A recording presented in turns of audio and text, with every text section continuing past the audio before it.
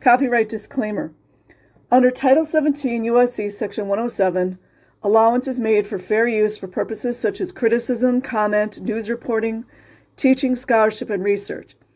Fair use is permitted by copyright statute that might otherwise be infringing nonprofit, educational, or personal use, tips the balance in favor of fair use.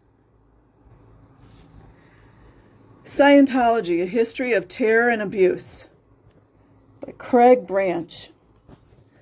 Comments from the May 6, 1991 cover story of the Time magazine, The Cult of Greed, describes Scientology as a hugely profitable global racket that survives by intimidating members and critics in a mafia-like manner.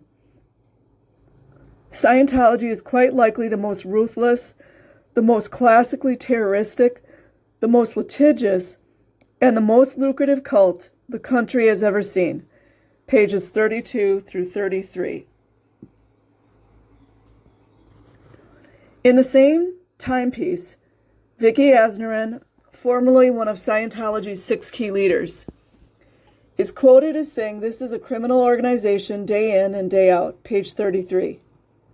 Time magazine was unsuccessfully sued by Scientology over this quite revealing story. The judge, after extensive review and many pleadings, threw out their case against Time.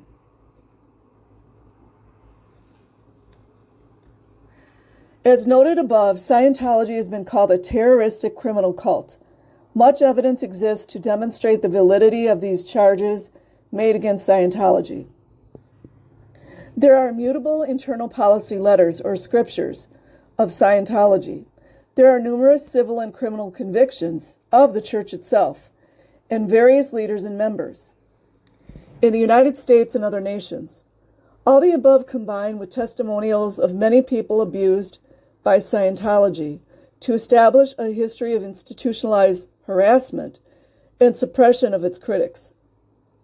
These charges are best summarized by 2 men who incurred the wrath of Scientology after daring to expose it.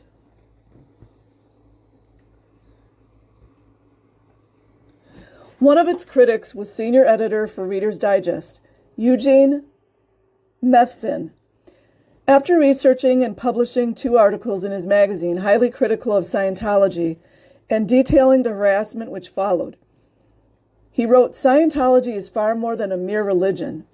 An analysis of sworn testimony and the findings of official tribunals in 12 nations, plus independent investigation, reveals it to be a multinational racket masquerading as a religion. The Santa Rosa News Herald, June 22, 1982, page 1.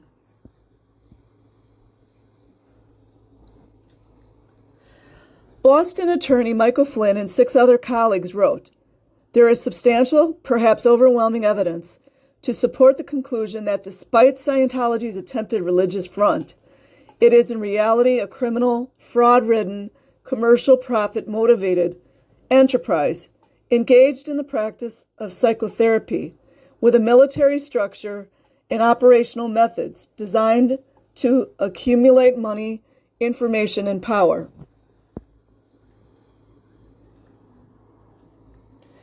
Scientology typically responds that it is being persecuted by bigots, that critics are themselves criminals and have some insidious ulterior motives. Indeed, there has been sustained turbulence surrounding Scientology, but it is largely self-induced, perpetuated and driven by the policies and practices of Scientology itself. Apart from Scientology's counter-tactics of fear, propaganda campaigns, and cover-ups, one obstacle to reaching Scientologists with the truth is that their organization is tightly compartmentalized. Yes, that's MKUltra.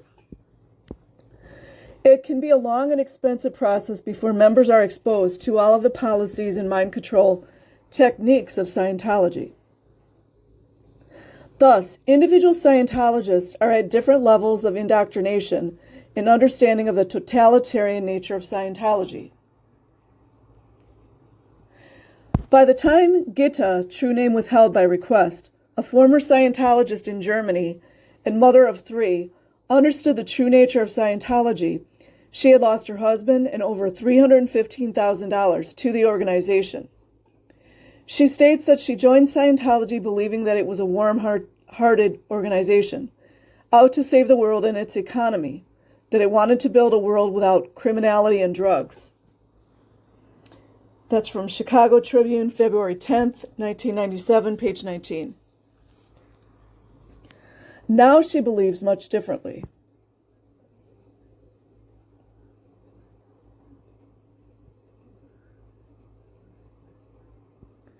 Three current events help to illustrate the concern over the beliefs and practices of Scientology.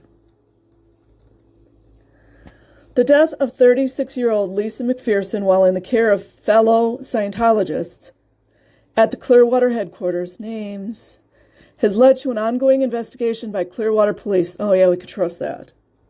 This is obviously an old article.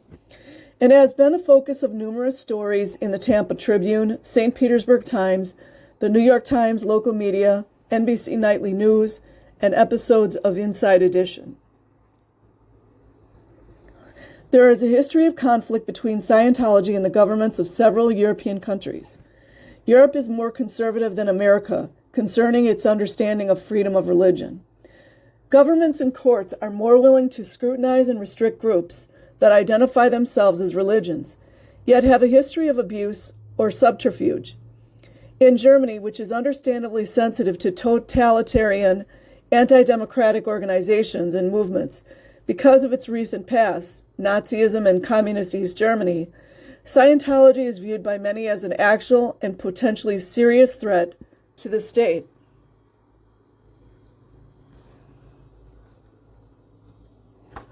Ursula Caberta, head of the government's task force investigating Scientology, cites many of the usual complaints heard practically anywhere.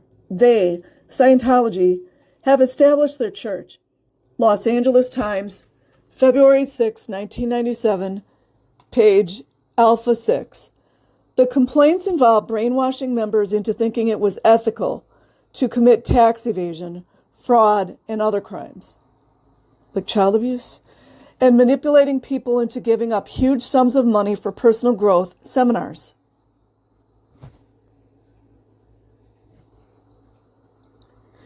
German officials also cite the many civil and criminal convictions of Scientology and Scientologists around the world, and Scientology's written policies or scriptures which institutionalize these abuses. Facts. Facts. Those policies need to be challenged. One such document is Hubbard's HCO policy letter of August 15, 1960, titled Department of Government Affairs. The policy states the object of the department is to broaden the impact of Scientology upon governments and other organizations and is to conduct itself so as to make the name and reputation of Scientology better and more forceful. Therefore, defensive tactics are frowned upon. Only attacks resolve threats.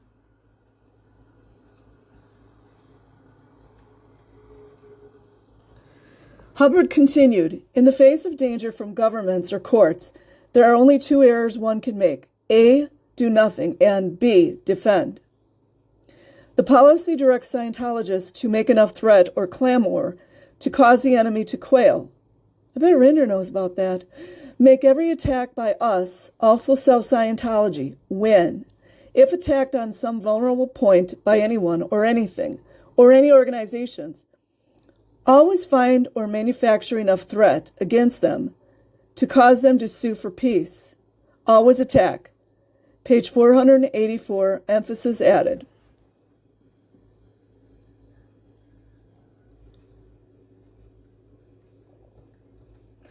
The policy includes a totalitarian statement that should cause any government concern. The goal of the department is to bring the government and hostile philosophies or societies into a state of complete compliance with the goals of Scientology. This is done by high-level ability to control, to overwhelm, introvert such agencies, control such agencies. Scientology is the only game on earth where everybody wins. It must have been written by the one and only decaying tooth drug addict, L. Ron Hubbard.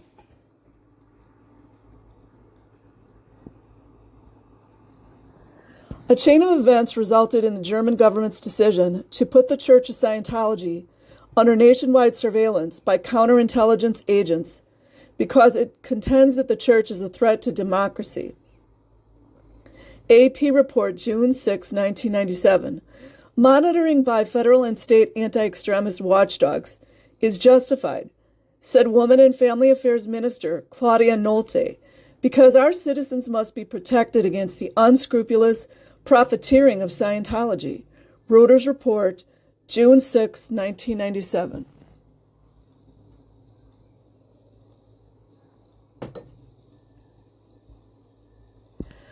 A key link in the chain of events was a German Supreme Federal Labor Court decision stating that Scientology's claim to be a religious community was only a pretext for pursuing business interests.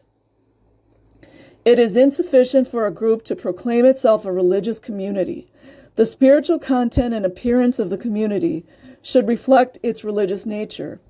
With the Church of Scientology, this is not the case. In reality, it is engaged in trade, heavily commercialized. AP report, March 22, 1995. Scientology lost at least 3 more court decisions dealing with engaging public advertising and personality test distribution in Hanover and Dusseldorf. Go Germans. The Stars and Stripes, November 6, 1995, Chicago Tribune. January 24, 1996, Section 1. A German court also ruled that the political parties were within their rights to exclude Scientologists from a party membership. Reuters report, July 9, 1997.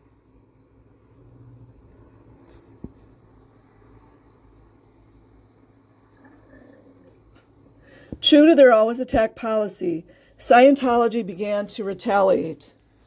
They took out large full-page ads in major U.S. and international newspapers. The ads accused the German government of returning to its Nazi past, paralleling the Nazi treatment of Jews with the current persecution of Scientology. They always use that, by the way. I think a lot of Jewish people would be very disturbed by that. It's disrespectful.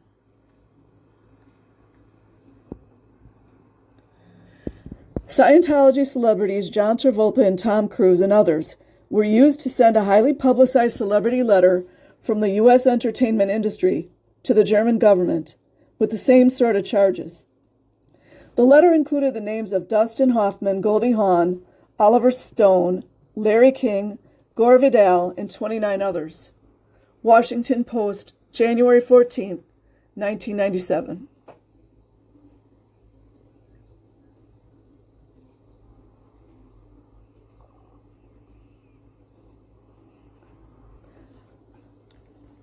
Most of their efforts have backfired. The European Commission on Human Rights threw out the discrimination case.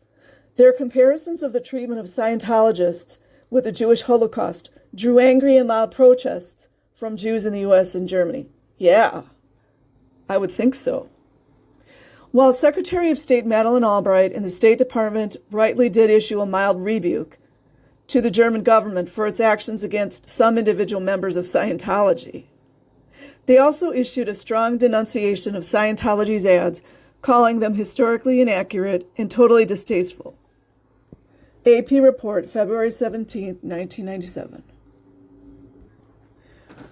While Scientologists seek to find refuge and support among Americans by contrasting the more liberal U.S. freedom of religion views with those of Germany and Europe, Americans should be aware that their own government also did not grant tax-exempt religious status to the Church of Scientology for 26 years, from 1967 to 1993.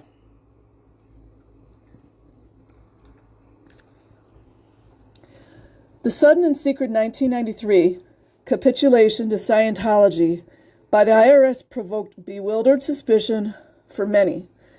especially in the view of the history of litigation between the two parties. After a legal challenge by Scientology, a 1984 U.S. tax court decision upheld the IRS.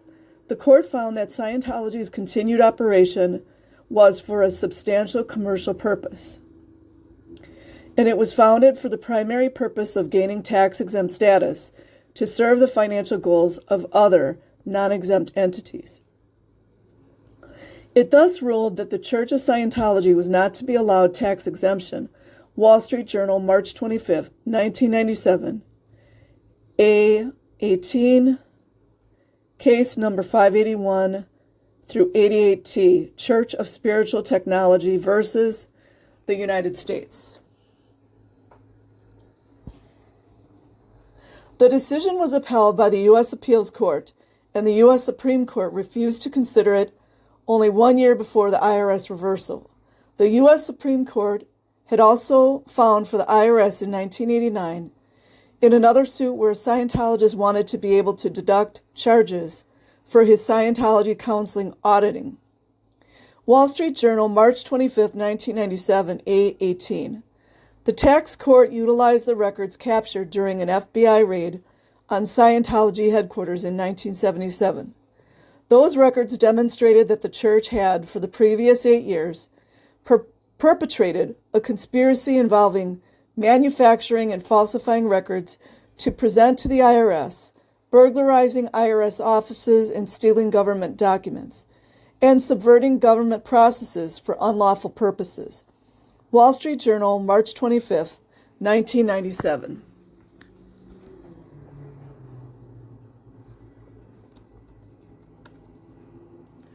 In the same raid, the FBI procured much documentation which revealed the covert, criminal, and terroristic nature of Scientology, particularly in the operations of its Guardian Office, now renamed the Office of Special Affairs.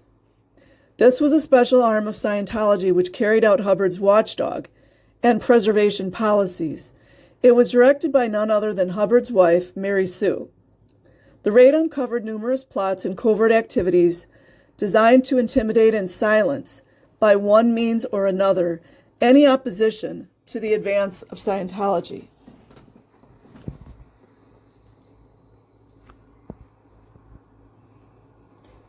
Scientology had planted spies in the IRS and the Justice Department. They had planted bugging devices and stolen many confidential documents and plans. Other evidence was discovered detailing countless smear campaigns and operations against church enemies. From the Los Angeles Times, June 24, 1990.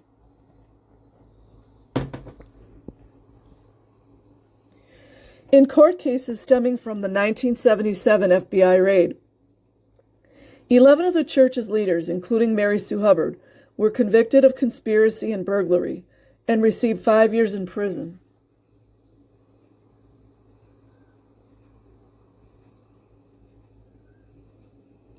Scientology now claims that the Guardian Office was a renegade group within Scientology, people who were acting on their own against standard policy. That's convenient. The continued history of litigation and many testimonials of former members indicate otherwise. This defense is especially laughable when one considers that Hubbard's written policies, as well as a secret program codenamed Snow White, actually instructs Scientology members to use just such tactics as the Guardian Office had employed in order to make Scientology win. The 1993 IRS decision to grant Scientology tax-exempt status in spite of all this evidence of criminal activity, by the church remains a mystery. Cha-ching! A mystery deepened by its decision to seal the negotiation and any record of the agreement. The IRS cited taxpayer privacy laws as justification for the sealing. Wonder how many children have been AR'd since that time. Nobody seems to care, though, do they?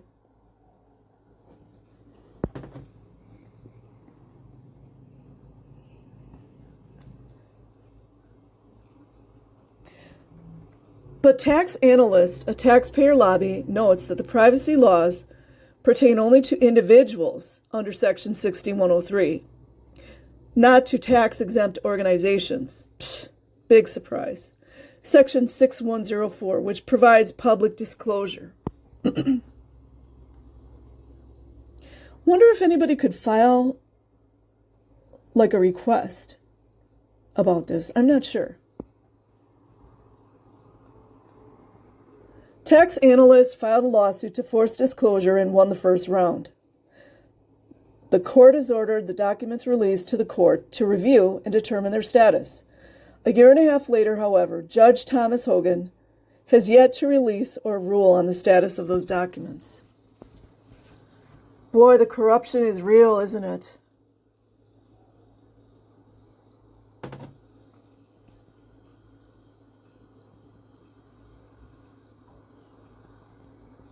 Through the legal discovery process, tax analysts have surfaced some amazing information. This information should cause the legislature to demand a special review of the IRS reversal. The New York Times investigated and printed a long front-page expose of the details leading up to the IRS surrender. Some of the specifics are as follows. Consistent with its official policy of intimidation, Scientology had over 100 costly lawsuits in progress against the IRS. Isn't that illegal? I don't know. I would think it would be. Supposedly, most of these were actions by individuals, but they were all dropped after the IRS-Scientology agreement. Also consistent with Scientology policy and tactics, Scientology's lawyers hired private investigators to dig into the private lives of IRS officials and to conduct surveillance operations to uncover potential vulnerabilities. Scientology took out many large ads in USA Today and distributed thousands of its own. Magazine, Freedom. What a joke, hey? They call it Freedom. Ruthlessly attacking the IRS, comparing it with the KGB and Nazism. I find it weird that they keep using these same phrases here. Then, according to Scientology leader David Miscavige, he and fellow Scientologist Marty Rathburn just dropped in at the IRS headquarters with no appointment and were allowed to see the head of the IRS, Commissioner Fred Goldberg. After that meeting, Mr. Goldberg created a special committee to negotiate a settlement, wonder what they did, with Scientology outside normal agency procedures, March 9th, 1997.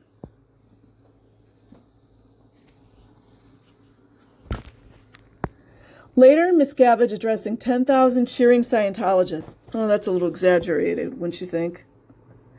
At their victory celebration in Los Angeles, bragged about their incursion into the IRS and smugly recalled that while he and Rathburn were taking a break from a Washington court, they set out to create a little mischief with the IRS.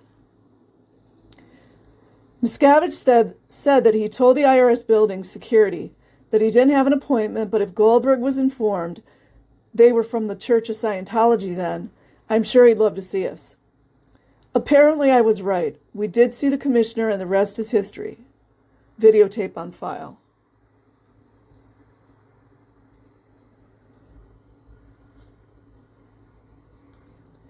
Scientology is now trying to deny this account of the impromptu meeting. New York Times, March 19th, 1997. Also uncovered in the tax analyst case was information that many unexplained irregularities took place in the IRS Scientology negotiations. Goldberg's appointed negotiation committee bypassed the agency's normal exempt organizations division. According to tax analysts, the tax law specialists who were to review Scientology's new application for tax exemption were instructed by the negotiations committee they were not to evaluate the Scientology applications for issues of inurement or any other substantive issues, including issues of private benefit and commerciality. The processing was strictly procedural, not substantive. Tax notes, June 26, 1995. In other words, they were to verify only that the correct forms were all completed properly. They were not to evaluate whether the information submitted on the forms actually qualified Scientology to tax exemption as a religious organization under Section 501c3 of the Internal Revenue Code. It appears that decision had already been made by the negotiating committee before the final forms were ever submitted. So many questions need answering. How can the IRS grant privacy to the Church of Scientology when it required both the Jimmy Swaggart's Ministries and Jerry Falwell's Old Time Gospel Hour to disclose the financial details of their tax settlements? That's a really good question, don't you think? German governmental policy on Scientology is based largely on court decisions that found Scientology to be a business rather than a religion. For 25 years, a U.S. government agency, the IRS, likewise, viewed Scientology as a business and not a church. Its refusal to grant Scientology tax-exempt status as a church was upheld by U.S. courts at all levels, the Supreme Court refusing even to hear their appeal. Oh, you guys got to ask questions now, right? It would be bitter irony then for Germans if the U.S. were to yield to Scientology pressure to condemn Germany. This is especially true given the dubious manner in which the IRS position was reversed.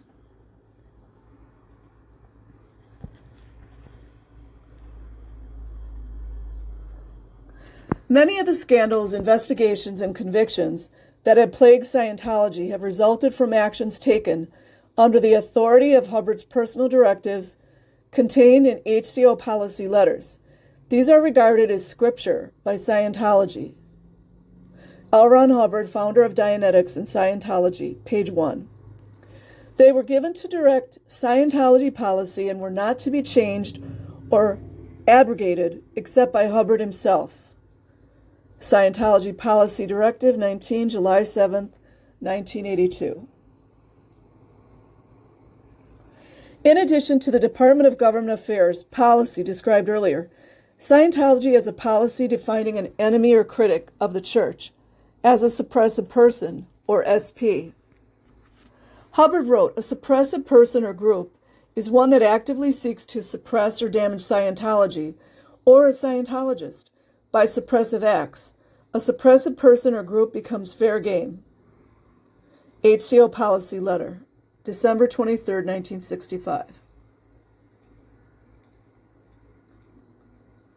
As noted earlier, Scientology's official position on documented abuse of its perceived enemies is that the abuse was carried on by individual Scientologists acting without authorization. This is pure subterfuge. Scientology's official policies regarding so-called suppressive acts, persons, SPs, an organization and its fair game policy authorize the abuses of which Scientologists have been convicted. According to the fair game policy, anyone so regarded may be deprived of property or injured by any means by any Scientologist. LAPD, did you hear that? Without any discipline of the Scientologist, may be tricked, lied to, or destroyed. HCO Policy Letter, October 18, 1967.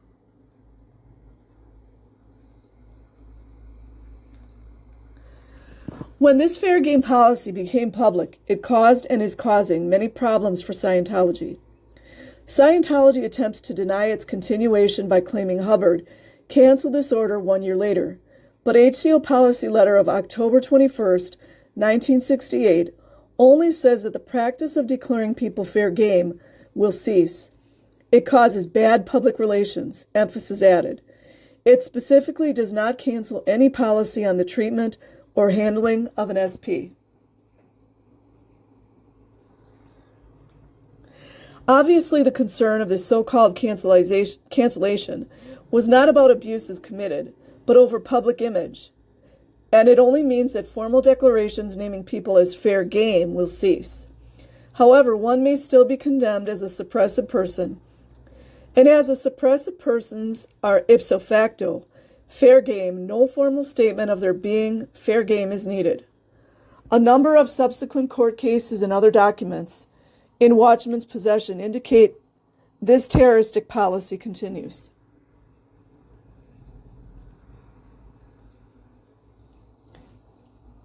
In the HCO Bulletin of August 27, 1987, Scientology reprinted an earlier Hubbard article, which dealt with critics of Scientology. In typical totalistic language, Hubbard wrote, "We do more good in any 10 minutes than the combined efforts of all social ministries on earth to better mankind.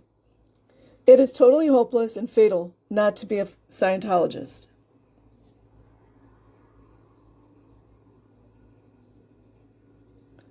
The policy continues. We do not find critics of Scientology who do not have criminal pasts. Over and over we prove this. Never discuss Scientology with a critic. Just discuss his or her crimes. In a similar policy, Attacks on Scientology, Hubbard wrote, "Never agree to an investigation of Scientology. Only agree to an investigation of the attackers." Oh, that sounds like the LAPD.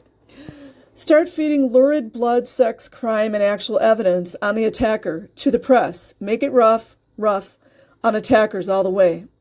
HCO Policy Letter, February 25th, 1966. It's almost like Hubbard had help writing this stuff, isn't it? The Washington Post printed a story, Scientology Fiction, The Church's War Against Its Critics and Truth. In it, they quoted several other Scientology governing policy directives, such as harass these persons in any possible way. They are declared enemies of mankind, the planet, and all life. They are fair game, according to 1968 Ethics Order on SPs.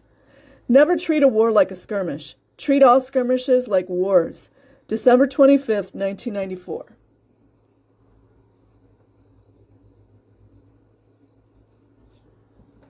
Destructive mind control groups vary in the scope and intensity of their attempts to control. Scientology is totalistic and goes all out.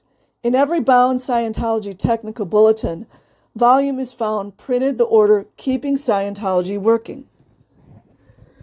It exhorts the Scientologists to be totally sold out to the cause, to win or die in the attempt.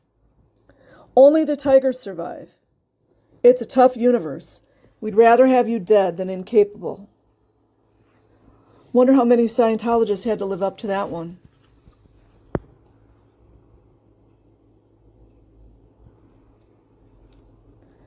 In the same order, Hubbard presses, the whole agonized future of this planet, every man, woman, and child on it, and your own destiny for the next endless trillions of years, depend on what you do here and now in Scientology. This is a deadly serious activity. This type of fanaticism produces an end justifies the means mindset. It feeds a we versus you. Yeah, like the Pink Floyd song. And a dispensing of existence, mentality, which are key components in the classic mind control model of cult indoctrination. Consider some of Hubbard's requirements in the Code of Honor for Scientologists. Never withdraw an allegiance once granted. Never fear to hurt another in a just cause. The Creator of Human Ability, a handbook for Scientologists, pages 4 and 5.